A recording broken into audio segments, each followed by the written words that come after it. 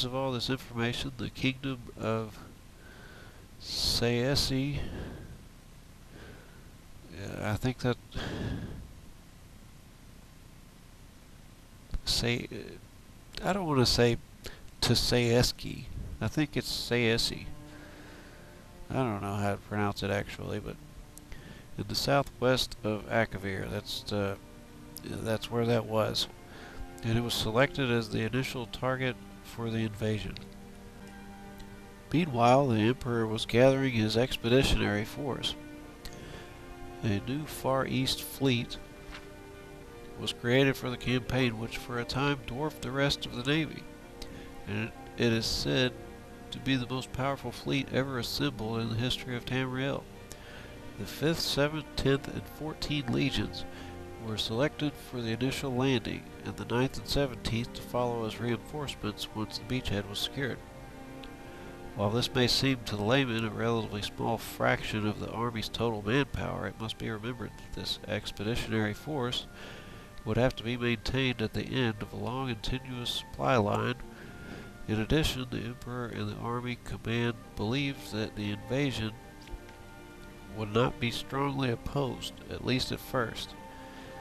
Perhaps most crucially, the Navy had only enough heavy transport capacity to move 4 legions at a time. It should be noted that the Commission does not find fault with the Emperor's preparations for the invasion. Based on the information available prior to the invasion, which, while obviously deficient in hindsight, great effort had been made to accumulate.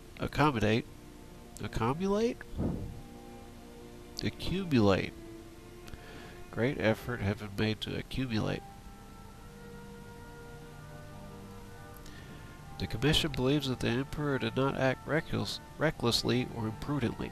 Some have argued that the expeditionary force was too small. The Commission believes that, on the contrary, even if shipping could have been found to transport and supply more legions, an impossibility without crippling the trade of the entire empire. This would have merely added to the scale of the disaster. It would not have averted it. Neither could the rest of the empire be denuded of legions. The memory of the Camoran usurper was still fresh, and the Emperor believed that this commission agrees. The Emperor believed, and this commission agrees, that the security of the empire precluded a larger concentration of military force outside of Tamriel. If anything, the commission believes that the expeditionary force was too large.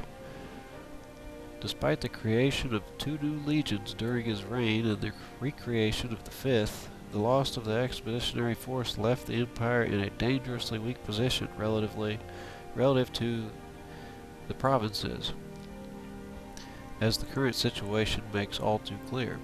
This suggests that the invasion of Akavir was beyond the Empire's current strength. Even if the Empire could have fielded and maintained a larger force in Akavir, the Empire may have disintegrated behind him. The invasion of Akavir. The expeditionary force left Black Harbor on 23rd Rain's Hand, 288, and with fair weather landed in Akavir after 6 weeks at sea. The landing site was a small Saesi port in the mouth of a large river chosen for its proximity to Tamriel, as well as its location in a fertile river valley, giving easy access to the interior as well as a good foraging for the army.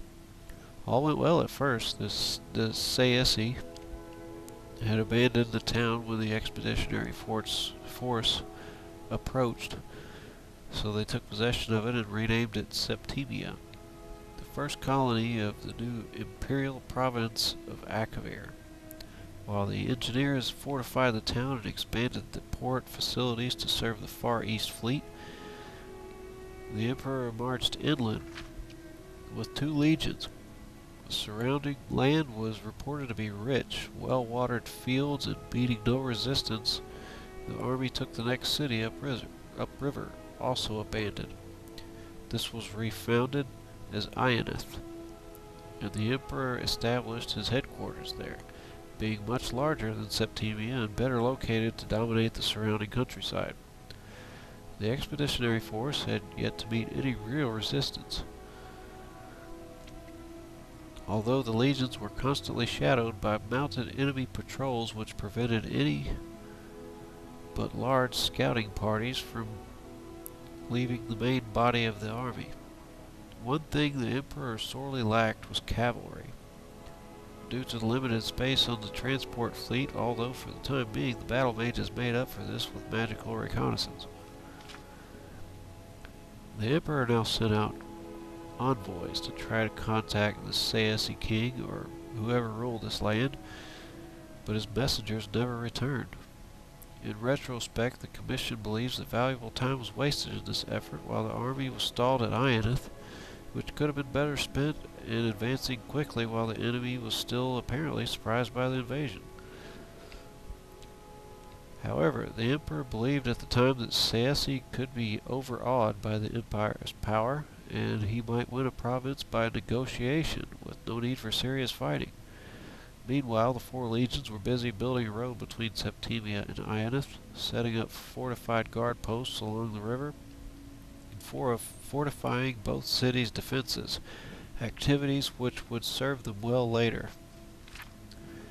Due to their lack of cavalry, scouting was limited, and communication between the two cities constantly threatened by enemy raiders with which the legions were still unable to come to grips. The original plan had been to bring the two reinforcing legions across as soon as the initial landing had secured a port, but the fateful decision was now taken to delay their arrival, instead begin using the fleet to transport colonists. The Empire and Council agreed that, due to the complete abandonment of the conquered area by its native population, colonists were needed to work the field so that the expeditionary force would not have to rely entirely upon the fleet for supplies. In addition, unrest had broken out in Venetia